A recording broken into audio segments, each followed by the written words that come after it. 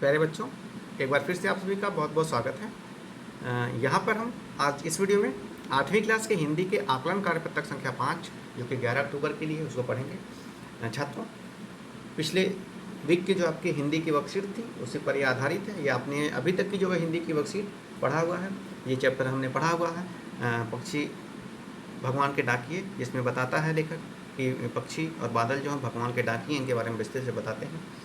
इस वीक में आपकी केवल मंडे और सैटरडे यानी सोमवार और मंगलवार शनिवार 2 ही दिन की वर्कशीट्स आई हैं, बाकी दिन छुट्टी हैं। तो 2 ही दिन आपको पढ़ना है, 2 ही दिन आपके स्कूल्स खुलेंगे।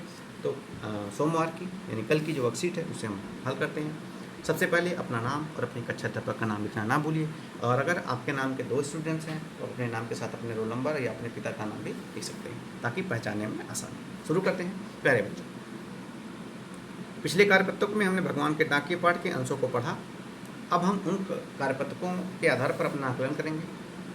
नीचे आपके सामने देखेंगे, यहाँ पर प्रश्न दिए गए हैं। प्रश्न के सामने 4 विकल्प है। जो सही विकल्प होगा उसके सामने वाले गोले को आपको काला करना है। पढ़ते हैं। पक्षी और बादल ये भगवान के डाकिए हैं जो एक महादेश से दूसरे महादेश को जाते हैं।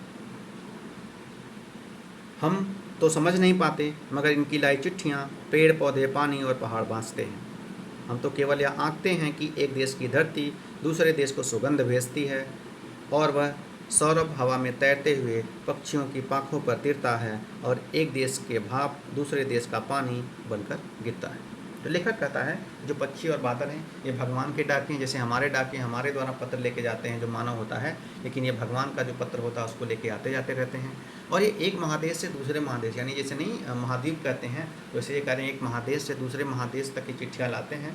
और इनकी चिट्ठियों को आम आदमी नहीं बाँच पाता। जो पेड़ पौधे और पहाड़ हैं, पानी है, यही इनकी चिट्ठियों को बाँचते हैं। हम तो केवल यह आँक पाते हैं कि उस देश की धरती से सुगंध आ रही है या कहाँ से कितना पानी निकला होगा और ये ऊपर भाप बन के किस देश में जाके बरस सकता है। मानव केवल यही आकलन कर सकता है।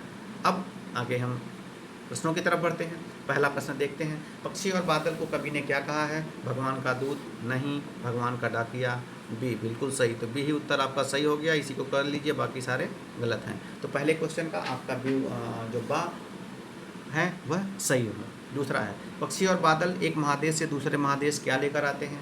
तो देखिए चिट्ठियाँ लेकर आते हैं, यही आपका उत्तर सही है। डायरी लाते हैं, सोना चांदी पुस्तकें नहीं। तो आ आपका उत्तर सही है। आके सामने वाले गोले को आपको काला करना है। तीसरा प्रश्न है पक्षी और बादल द्वारा लाए गए संदेश को कौन पढ़ता है? पेड़ पौधे पहाड़ पानी सभी। तो दा आपका जो उत्तर है यही सही है।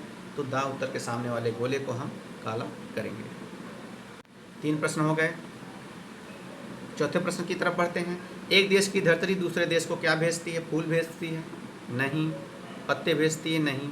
सुगंध भेजती है। तो सा उत्तर सही है। सा के सामने वाले गोले को काला करना है, बाकी ये भी गलत है। 5वें प्रश्न पर आते हैं। सुगंध हवा में तैरते हुए कहाँ पर तिरती है? घने पेड़ की पत्तियों पर, पक्षियों के पंखों पर, बहती नदियों की धाराओं पर, पहाड़ों की चोटियों पर, पक्षियों के पंखों पर तिरती है। तो सा उत्तर के सामने वाले गोले को काला करना है, बाकी सभी गलत हैं।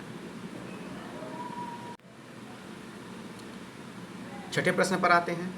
एक देश का दूसरे देश में पानी बनकर गिरता है क्या?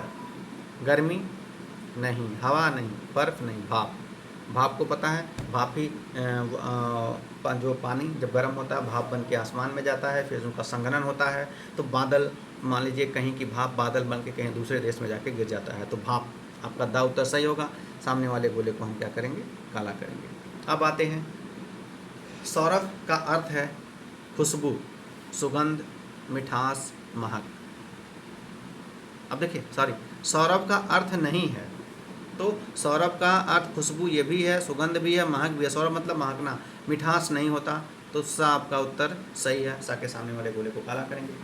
8वें प्रश्न पर आते हैं। भाप शब्द का सही तत्सम है? तो भाप शब्द तद्भव है, इसका तत्सम क्या होगा? वाष्प, नहीं। वाष्प, ब सही एकदम है, बाकी सारे गलत हैं। वाष्प यानी ब आपका सही उत्तर है। बाकी सामने वाले गोले को आप काला करेंगे। प्रश्न 9 पे आते हैं। चिट्ठियाँ शब्द का एक वचन है। तो चिट्ठियाँ शब्द का एक वचन होता है चिट्ठी, ब आपका सही उत्तर हो गया। बाकी सामने वाले गोले को काला करेंगे। चिट्ठा, चिट्ठों, चिट्ठे गलत है। 10वां पक्षी का पर्यायवाची है। पक्षी का पर्यायवाची क्या होता है? नीरव नहीं, क्षितिज नहीं, वितान नहीं, खग। द आपका सही उत्तर है, खग पक्षी का पर्यायवाची है। द आपका सही उत्तर हो गया। और इसे करके पूरी वर्कशीट अच्छे से करिए, अपने कक्षा अध्यापक या आपके विषय अध्यापक जो हैं उनके साथ शेयर करिए और वीडियो को ज़्यादा से ज़्यादा शेयर करें। Thank you.